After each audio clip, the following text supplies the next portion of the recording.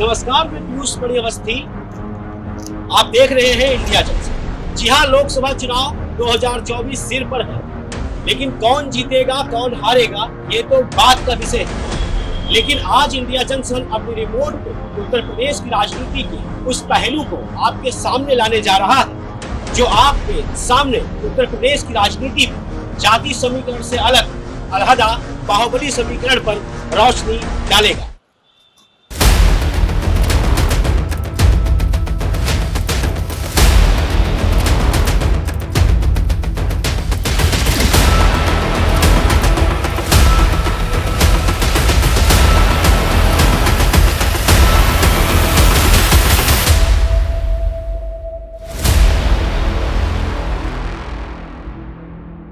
आखिर कौन कौन से बाहुबली है जो उत्तर प्रदेश की राजनीति में हमेशा से यू टर्न देते हुए आए हैं और इस बार भी सत्ता की संजीवनी मिलते ही दोबारा चुनावी मैदान में उतर सकते हैं और सत्ता के गेम को चेंज करने की ताकत भी रखते हैं।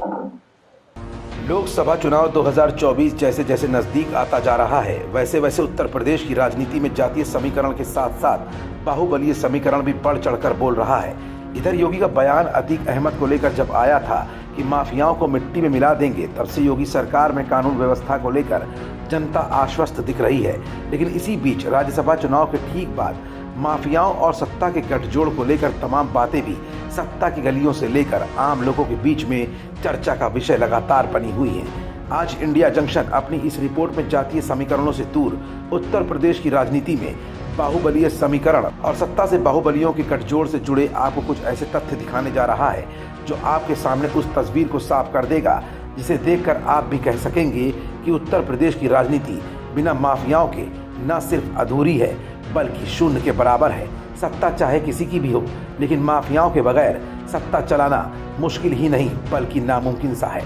और ठीक इसके उलट बाहुबलियों का भी सत्ता से गठजोड़ के बिना रह पाना दूभर सा है। राज्यसभा चुनाव के बाद माफियाओं और सत्ता को लेकर जो समीकरण तैयार हुए हैं उन पर जरा गौर फरमाइएगा, फिर पूरी रिपोर्ट को जरा गौर से देखिएगा, सुनिएगा और फिर समझने की कोशिश भी करिएगा। दरअसल 2024 के लोकसभा चुनाव से पहले जिन माफियाओं को एक्शन की जद से दूर रखा गया है उनकी फेहरिस्त बहुत लंबी है, लेकिन आखिरी नाम आपको चौंका देगा कि आखिर सत्ता से बगावत लेने का अंजाम बाहुबली भी किस तरह से झेल जाते हैं। राज्यसभा चुनाव के बाद बहुत कुछ बदला सा नजर आ रहा है। कुछ माफिया या बाहुबली जो मिट्टी में मिलने की कगार पर थे, उनकी जमीन फिर मजबूत हो गई है। राज्यसभा चुनाव और उसके बाद के जोड़ तोड़ ने यूपी के 10 बाहुबलियों को संजीवनी दे दी है। 2022 के बाद सियासी पर्दे से गायब ये बाहुबली लोकसभा चुनाव में अब दमखम दिखाने को बेताब है। इनमें अधिकांश बाहुबली पूर्वांचल और अवध क्षेत्र के हैं। इन बाहुबलियों का अगर सिक्का चलता है तो यूपी की कम से कम 12 लोकसभा सीटों का समीकरण उलट पलट सकता है। उत्तर प्रदेश में लोकसभा की कुल 80 सीटें हैं। इतना ही नहीं, यूपी की सियासत में ये पहली बार होगा जब लोकसभा चुनाव के दौरान राज्य के अधिकांश बाहुबली सत्ताधारी राष्ट्रीय जनतांत्रिक गठबंधन के लिए बैटिंग करते हुए दिखाई देंगे, जिनमें सबसे पहला नाम आता है अंसारी बंधुओं का। अफजाल अंसारी, जी हाँ, ये सत्ता के खिलाफ थे। पूर्वांचल की गाजीपुर सीट से समाजवादी पार्टी ने अफजाल अंसारी को अपना उम्मीदवार बनाया है। अफजाल पहले बहुजन समाज पार्टी में थे। अफजाल गैंगस्टर एक्ट में दोषी पाए जा चुके हैं। हालांकि सुप्रीम कोर्ट से स्टे मिलने की वजह से वो चुनावी मैदान में है। अफजाल के भाई मुख्तार अंसारी की गिनती यूपी के बड़े बाहुबलियों में होती है। कोर्ट से सजा पा चुके मुख्तार अभी जेल में बंद हैं। बात अफजाल की करें तो उनके खिलाफ भी कई गंभीर आरोपों में मुकदमे कायम हैं। 2019 के चुनाव में अफजाल ने केंद्रीय मंत्री मनोज सिन्हा को हराया था। गाजीपुर में अंसारी का पलड़ा भारी माना जा रहा है। इसकी दो मुख्य वजह है। पहला, सपा ने 2022 के विधानसभा चुनावों में यहां एक तरफा जीत हासिल की थी और दूसरा, यहां अल्पसंख्यक और पिछड़े समुदाय का समीकरण सपा के पक्ष में रहता है। दूसरा नाम है ब्रजेश सिंह। गाजीपुर से बाहुबली ब्रजेश सिंह के भी लड़ने की चर्चाएं जोरों पर हैं। ब्रजेश सिंह के सुभाषपा के टिकट मिलने पर लड़ने की बात कही जा रही है। हालांकि अभी तक ये तस्वीर बिल्कुल साफ नहीं हुई है कि एनडीए के भीतर ये सीट किसके खाते में जाएगी।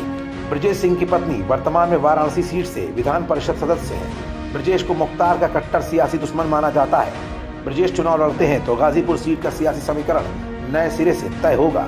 तीसरा नाम आता है अभय सिंह का।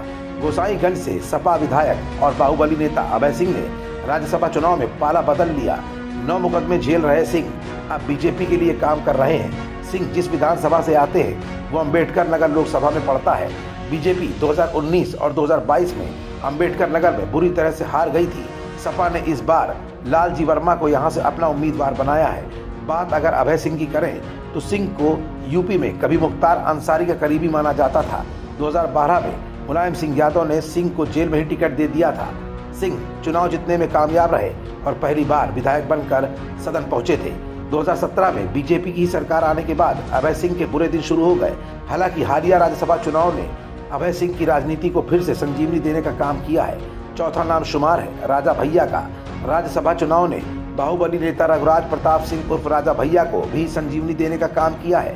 राजा भैया उर्फ रघुराज सिंह को संजीवनी मिलने की दो बड़ी वजह है। पहला, राजा भैया की पार्टी के पास वर्तमान में 2 विधायक हैं और दूसरा, चुनाव से पहले बीजेपी और सपा के प्रदेश अध्यक्ष राजा भैया से उनके आवास पर मिलने पहुंचे थे। लेकिन राजा भैया ने सदन में जिस तरीके से योगी सरकार और मोदी सरकार की तारीफ की थी, उससे ये तय माना जा रहा था कि राजा भैया कहीं न कहीं भाजपा के पक्ष में ही खड़े दिखाई दे रहे हैं। राजा भैया पर कुंडा थाने में हत्या के प्रयास और CLA एक्ट में मुकदमे दर्ज है। राजा भैया की फिर से मजबूती से राजनीतिक परिदृश्य में आने से कौशाम्बी और प्रतापगढ़ लोकसभा का समीकरण बिगड़ सकता है। पिछले चुनाव में राजा भैया की वजह से ही सपा को नुकसान पहुंचा था। चुनाव आयोग के मुताबिक 2019 में कौशाम्बी में बीजेपी के विनोद सोनकर को 3,83,000, सपा के इंद्रजीत सरोज को 3,44,000 और जनसत्ता दल के शैलेंद्र को 1,56,000 वोट मिले थे। प्रतापगढ़ लोकसभा में जनसत्ता दल के अक्षय प्रताप को 46,000 वोट मिले थे।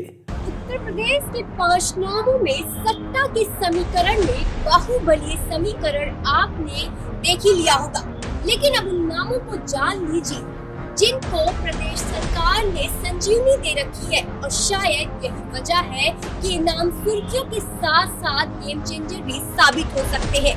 और अब 2024 के चुनाव में वो कौन से नाम है जो यूटर्न देंगे, हमारी रिपोर्ट के जरिए ये भी जान लीजिए। छठा नाम तो बरसों बरस पुराना है। यूपी की सियासत में इस नाम से शायद बच्चा वाकिफ है और वो नाम है तिवारी परिवार का। जी हाँ, लोकसभा चुनाव से पहले प्रवर्तन निदेशालय की एक कार्रवाई से पूर्वांचल के तिवारी परिवार को फिर से सियासी संजीवनी मिल गई है।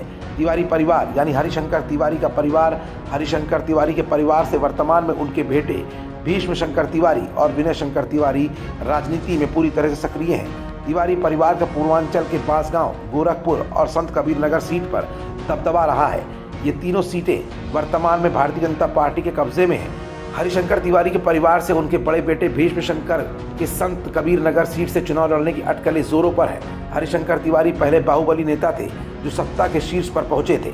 उन्होंने अपने रहते हुए बेटे भीष्म शंकर को सांसद और विनय शंकर तिवारी को विधायक बनवाया। गोरखपुर में तिवारी परिवार का हाथा भी काफी मशहूर है। 7वां नाम राकेश प्रताप सिंह का है। हालिया राज्यसभा चुनाव में सपा के गौरीगंज से विधायक राकेश प्रताप सिंह ने बगावत कर दी। चुनाव के दौरान राकेश ने बीजेपी उम्मीदवार संजय सेठ के पक्ष में मतदान किया। राकेश के बीजेपी में आने से अमेठी का सियासी समीकरण भी बदल जाएगा। 8वां नाम है गायत्री प्रसाद प्रजापति का। गायत्री यूं तो जेल में बंद है, पर बाहुबली नेता और पूर्व मंत्री गायत्री प्रसाद प्रजापति को भी राज्यसभा चुनाव ने संजीवनी ही दे दिया है। गायत्री की पत्नी महाराजी प्रजापति अमेठी से सपा विधायक हैं। गायत्री प्रजापति पर गैंगस्टर, रेप, उत्पीड़न जैसे कई गंभीर धाराओं में आरोप दर्ज हैं। कई मामलों में उन्हें सजा भी मिल चुकी है। गायत्री के राजनीतिक उदय को अमेठी के सियासी समीकरण से जोड़कर देखा जा रहा है। अमेठी में कुम्हार वोटरों का दबदबा है और इसी को साधने के लिए सपा ने 2022 में गायत्री की पत्नी को टिकट दिया था। पर अब नवा नाम है राजकिशोर सिंह का। बस्ती के बाहुबली नेता और पूर्व मंत्री राजकिशोर सिंह भी लोकसभा चुनाव से पहले सियासत में एक्टिव हो गए हैं। सिंह समाजवादी पार्टी और बहुजन समाज पार्टी में रह चुके हैं। 2024 के चुनाव में सिंह की नजर बस्ती और सोनभद्र सीट पर है। 2022 के विधानसभा चुनाव में राजकिशोर सिंह को बस्ती के हरैया सीट पर करीब 55,000 वोट मिले थे। बस्ती सीट पर अभी बीजेपी का कब्जा है और हरीश द्विवेदी यहां से सांसद हैं। और अगर टॉप 10 की बात की जाए तो अब जो नाम उभर कर सामने आया था वो नाम था धनंजय सिंह का। इधर राज्यसभा चुनाव संपन्न हुए और उधर धनंजय सिंह सक्रिय हो गए। माना जा रहा था कि धनंजय सिंह जनता दल यूनाइटेड यानी नीतीश कुमार की पार्टी के टिकट पर चुनाव लड़ सकते हैं। प्रचार भी खूब किया, खूब जोर शोर से वाहवाही भी लूटी। आखिरकार नीतीश कुमार ने बीजेपी का दामन थाम लिया और बीजेपी ने धनंजय सिंह को टिकट न देकर जौनपुर से महाराष्ट्र के बड़े कारोबारी कृपाशंकर सिंह को टिकट देकर धनंजय को झटका दे दिया। लेकिन जैसे ही टिकट फाइनल हुआ, धनंजय के सुर बगावती हो गए। धनंजय चुप नहीं बैठे। धनंजय ने सोशल मीडिया वार शुरू कर दिया। अपने अधिकृत सोशल मीडिया अकाउंट से जीतेगा धनंजय, जीतेगा जौनपुर के नाम से टैग करने लग गए। लेकिन इधर धनंजय नीतीश के जाने के बाद अकेले अपने दम पर ही चुनाव लड़ने की फिराक में थे, तो उधर कोर्ट ने उन्हें तगड़ा झटका दे डाला है। फिलहाल चुनाव के ठीक पहले धनंजय सिंह 7 साल के लिए सजा भुगतेंगे। धनंजय सिंह को जेल भेज दिया गया है। ऐसे में राजनीतिक पंडितों का ये भी कयास लगाना है कि क्या बीजेपी के मन में कहीं ऐसा ख्याल तो नहीं था कि बीजेपी नीतीश के साथ गठबंधन करने के बाद धनंजय को टिकट देना चाहती हो। लेकिन बीजेपी को यह अंदाजा हो गया था कि धनंजय को जेल भी हो सकती है। शायद यही वजह थी कि यहाँ से बीजेपी ने कृपाशंकर सिंह को चुनावी मैदान में उतारा है। फिलहाल उत्तर प्रदेश की राजनीति में आज इंडिया जंक्शन की इस स्पेशल रिपोर्ट में हमने आपको उत्तर प्रदेश के उन टॉप 10 माफियाओं को दिखाने की कोशिश की है जो शासन, सत्ता, चाहे कोई भी हो, अपनी हनक लगातार बरकरार रखते हैं। तो हमारी स्पेशल स्टोरी सत्ता का बाहुलीकरण में आज हमने आपको ये दिखाने की कोशिश की कि राजनीति में भले ही जितनी भी पेचीदा क्यों ना हो, लेकिन राजनीति में अगर बाहुलीकरण होता है तो शासन और सत्ता कितनी आसानी से चलाई जा सकती है, ये भी आपने सुन लिया होगा, देख लिया होगा और समझ भी लिया होगा। तो आपको हमारी ये स्पेशल स्टोरी कैसी लगी, हमें अपना फीडबैक जरूर दीजिएगा। हमारे चैनल को लाइक कीजिए, सब्सक्राइब कीजिए और शेयर भी कीजिए और देखते रहिए ऐसी ही स्पेशल स्टोरीज के लिए हमारा चैनल इंडिया जंक्शन। खबरों से जुड़े रहने के लिए सब्सक्राइब करें हमारा चैनल इंडिया जंक्शन।